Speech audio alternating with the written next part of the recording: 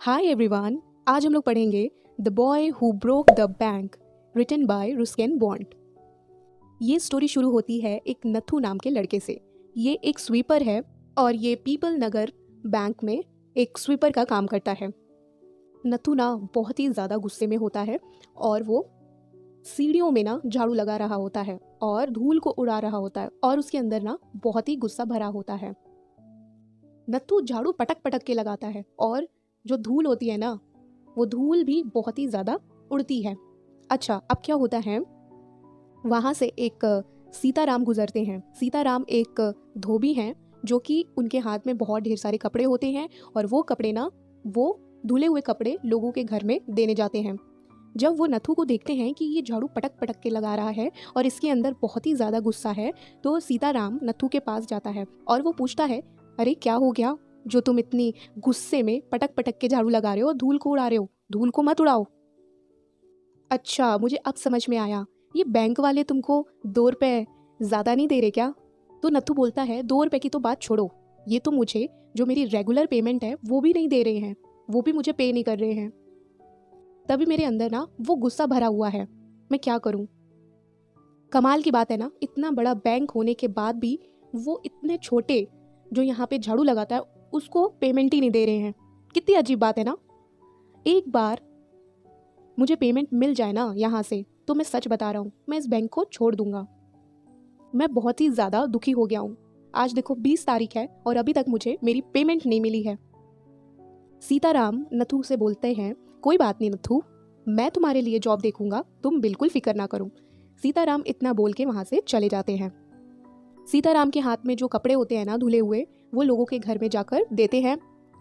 अब जब वो चौथे घर में पहुंचते हैं तो वहाँ पे उनकी मुलाकात होती है मिसेस श्रीवास्तव से। अच्छा, मिसेस श्रीवास्तव को ना एक स्वीपर की ज़रूरत है क्योंकि वो बहुत ही ज़्यादा परेशान रहती हैं और उनको बहुत ही ज़रूरत है स्वीपर की। सीताराम जब ये सुनता है तो वो बोलता है कि मेरे पास ना मेरा एक दोस्त है, वो बैंक में काम करता है और वो बैंक की नौकरी बहुत ही जल्दी छोड़ने वाला है क्योंकि बैंक वाले उसको ना पैसे नहीं दे रहे।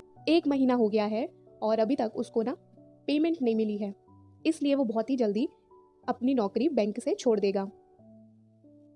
सीताराम इतना बोलता है और कपड़े देता है मिसेस श्रीवास्तव को। तो मिसेस श्रीवास्तव बोलती हैं, ठीक है, तुम कल ना नथु को यहाँ पे ले आना, मैं एक बार नथु से मिलना चाहती हूँ। इतना बोलकर वो अपने घर के अंदर चली जाती हैं और वहाँ से सीताराम भी चले जाते हैं। अब क्या होता है, मिसेस श्रीवास्तव को ना बाजार जाना होता है किसी काम के लिए और बहुत कड़ाके की धूप बाहर निकली होती है। मिसेस श्रीवास्तव का ना पसीने से बुरा हाल हो जाता है, तो वो क्या करती हैं, वहाँ पर ना एक इमली का पेड़ होता है बहुत बड़ा, तो वो उस इमली के पेड़ के नीचे वो जाकर खड़ी हो जाती हैं। वहीं पे ना मिसेस श्रीवास्तव की मुलाकात होती है अचानक से उनकी बेस्ट फ्रेंड से, जिनका नाम होता है Mrs Bhushan. Mrs Srivastava Mrs Bhushan से बहुत ही बात करने लगती हैं, गॉसिप दोनों जन करते हैं, हंसी मजाक चलता है। फिर लास्ट में मिसेस श्रीवास्तव मिसेस भूषण से बोलती हैं, क्या तुम्हें पता चला है कि बैंक वाले ना, पीपल नगर बैंक वाले ना, वहाँ के जो एम्प्लॉयज़ हैं उनको ना पैसे ही नहीं दे रहे हैं। अब यहाँ पे देखिए कि कैसे मिसेस श्रीवास्तव ने बात को पूरा घुमा दिया। वो बोल रही हैं अपनी दोस्त से कि बैंक वाले, पीपल नगर बैंक वाले ना अपने एम्प्लॉयज़ को पैसे ही नहीं दे रहे हैं, बल्कि ये तो गलत था, वो स्वीपर को पैसे नहीं दे रहे थे। पर यहाँ पर मिसेस श्रीवास्तव ने बात ही को पूरा घुमा दिया। यहाँ पे ऐसा लग रहा है कि पीपल नगर बैंक वाले पूरे लोगों को, मतलब काफ़ी लोगों को पैसे नहीं दे रहे हैं, काफ़ी लोगों को पेमेंट दे ही नहीं रहे हैं। अच्छा, जो पीपल नगर बैंक का मेन मालिक था ना, उसका नाम था सेठ गोविंद राम, ठीक है। जब मिसेस भूषण ये सब बातें सुनती है ना तो वो बहुत ही ज़्यादा शॉक्ड हो जाती है और वो बोलती है, क्या ये बात सच है क्या? मतलब इतना बड़ा बैंक होकर वो एम्प्लॉयज़ को पैसे ही नहीं दे रहे हैं, इसका मतलब ये है कि बैंक में तो पैसा है ही नहीं, बैंक में पैसा खत्म हो गया है। तो मिसेस श्रीवास्तव बोलती हैं, हाँ पता है तुमको, आज ही मुझे ये सुबह पता चला है और ये भी पता चला है कि 3 महीने हो गए हैं, 3 महीने से पीपल नगर बैंक वालों ने ना पेमेंट नहीं दी है। ये अच्छा होगा कि हम लोग अपना जो अकाउंट वहाँ खुला हुआ है जिसमें हम लोग के पैसे हैं ना वो निकलवा लें, वरना वो भी डूब जाएगा जैसे बैंक डूब रहा है। मिसेस श्रीवास्तव इतना बोलती हैं और वो वहाँ से चली जाती हैं। अब क्या होता है, अब मिसेस भूषण भी जाने लगती हैं। तभी उनकी मुलाकात ना अचानक से उनके हस्बैंड से हो जाती है। उनके जो हस्बैंड थे ना, वो मिस्टर किशोर की शॉप में बैठे हुए होते हैं। मिसेस भूषण जो अपनी दोस्त से ये सुन के आ रही थी कि पीपल नगर बैंक में जो एम्प्लॉयज़ काम करते हैं उनको 3 महीने से पैसे ही नहीं मिल रहे हैं, उनकी जो रेगुलर पेमेंट है वही नहीं हो पा रही है। तो वो अपने हस्बैंड को बताती है कि पता है आपको कि अभी अभी मेरी एक फ्रेंड मिली थी मिसेस श्रीवास्तव, उसने मुझे बताया कि आज ही उसको सुबह पता चला था कि पीपल नगर बैंक में ना एम्प्लॉयज़ को 3 महीने से पैसे ही नहीं दिए जा रहे हैं। ये बैंक ना डूबने वाला है, क्योंकि बैंक में तो पैसे ही नहीं बचा, तभी तो वो अपने एम्प्लॉयज़ को पैसे ही नहीं दे पा रहे हैं 3 महीने से। तो हम लोग का पैसा कहाँ से देंगे इन लोग? तो यही अच्छा होगा कि हम लोग अपने बैंक से अपना जो हम लोग ने पैसे जोड़ के रखे हैं ना उस बैंक में निकाल लें। पता चला कि सेठ गोविंद राम का बैंक डूब गया और हमारे भी पैसे साथ ही साथ डूब जाएंगे। मिसेस भूषण के हस्बैंड सुन रहे थे, तो वहाँ का जो शॉप का ओनर था ना मिस्टर किशोर, वो भी ये सब सुन रहा था। अब वहाँ से हस्बैंड वाइफ दोनों चले जाते हैं और मिस्टर किशोर ना बगल वाली शॉप में जाते हैं। ठीक है, बगल वाली शॉप में एक नाई की शॉप होती है, उसका नाम होता है फैज़ हुसैन। ठीक है, वो ना अपने कस्टमर का बाल कट कर रहा होता है और ये मिस्टर किशोर दौड़ के जाता है और बोलता है, तुम्हें पता है क्या हुआ? अभी अभी मुझे ये बात सुनने को आई है कि पीपल नगर बैंक में ना 3 महीने से एम्प्लॉयज़ को पैसा नहीं मिल रहा है। तो यही अच्छा है कि हम लोग अपने जो पैसे वहाँ पे हम लोग ने जोड़ के रखे हैं ना, पैसे रखे हैं ना, वो निकलवा लें। कहीं ऐसा ना हो कि बैंक डूब जाए, साथ में हमारे पैसे भी डूब जाएं। जब ये बात फैज़ हुसैन सुनता है ना, तो अपने कस्टमर के बाल काटते काटते उसका कान भी थोड़ा सा हल्का सा काट देता है। तो कस्टमर का कान थोड़ा सा कट जाता है। अब फैज़ हुसैन को बहुत ही ज़्यादा टेंशन होने लगती है, क्योंकि उसके पैसे बहुत बहुत बड़ी रकम उस बैंक में सबमिट होती है। और जो कस्टमर बैठा होता है ना, उसकी आधी दाढ़ी बनी होती है और आधी दाढ़ी बनी ही नहीं होती। वो भी ये सुनता है तो बहुत ही ज़्यादा शॉक्ड में आ जाता है। वो वहाँ से उठता है, उसको ये भी ख्याल नहीं होता कि उसकी एक दाढ़ी बनी है और एक दाढ़ी बनी नहीं है। वो बाहर की ओर दौड़ता है और फ़ोन मिलाता है उस बैंक के मेन ऑनर को। अब क्या होता है, सेठ गोविंद राम का ना फ़ोन बंद ही होता है, क्योंकि पता चलता है कि वो कश्मीर गया है छुट्टियाँ मनाने।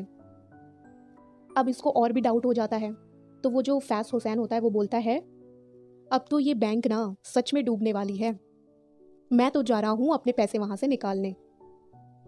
अब क्या होता है कि धीरे धीरे धीरे ये सारी बात पूरे टाउन में फैल जाती है। ठीक है, और आधा शहर बैंक के बाहर खड़ा हो जाता है और ज़ोर ज़ोर से चिल्लाने लगता है कि हमें हमारे पैसे चाहिए, हमें हमारे पैसे चाहिए। वहाँ का जो मैनेजर होते हैं ना, उसको समझ में नहीं आता कि ये हो क्या रहा है, बैंक में हो क्या रहा है। वहाँ के जितने एम्प्लॉयज़ होते हैं उनको भी समझ में नहीं आता एक्चुअल में हो क्या रहा है। मतलब एकदम से आधा पूरा शहर बैंक के बाहर खड़े होके ये कैसे बोल रहा है कि हमें हमारे पैसे चाहिए। बैंक का मैनेजर बाहर आता है और बोलता है, आप लोग क्यों चिल्ला रहे हो और आप लोग ऐसे क्यों खड़े हो और ये क्यों बोल रहे हो कि हमें हमारे पैसे चाहिए। तो वहाँ पे ना एक कोई बोलता है कि आपका बैंक ना डूबने वाला है और हमें हमारे पैसे चाहिए, हमें कुछ नहीं पता। सारे लोग जो आधे शहर के इकट्ठा हो जाते हैं ना वहाँ पे, वो बहुत ही ज़्यादा चिल्लाने लगते हैं और बहुत ही ज़्यादा ज़बरदस्ती करते हैं कि हमें हमारे पैसे आज ही दे दो।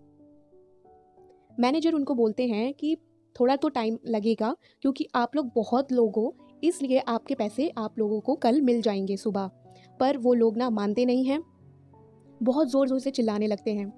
वहाँ पर ईंटें उठाते हैं और बैंक में मारने लगते हैं, बैंक की विंडो तोड़ देते हैं, गेट तोड़ देते हैं। तभी क्या होता है, बैंक वाले पुलिस को बुला लेते हैं और पुलिस वाले वो जितने आधे शहर के लोग होते हैं ना उनको भगा देते हैं। सुबह होती है। अब क्या होता है, सुबह होती है, जब नत्थू काम करने के लिए आता है तो वो फिर से बड़ा कुड़कुड़ करने लगता है, क्योंकि बैंक में ना इतना गंदगी फैला होता है, हर जगह ईंटें पत्थर और कांच टूटा हुआ है, धूल मिट्टी।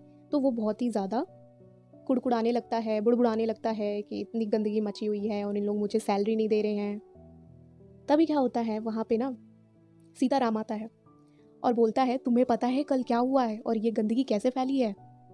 कल ना इस बैंक की तो पूरी दिवाली निकल गई है।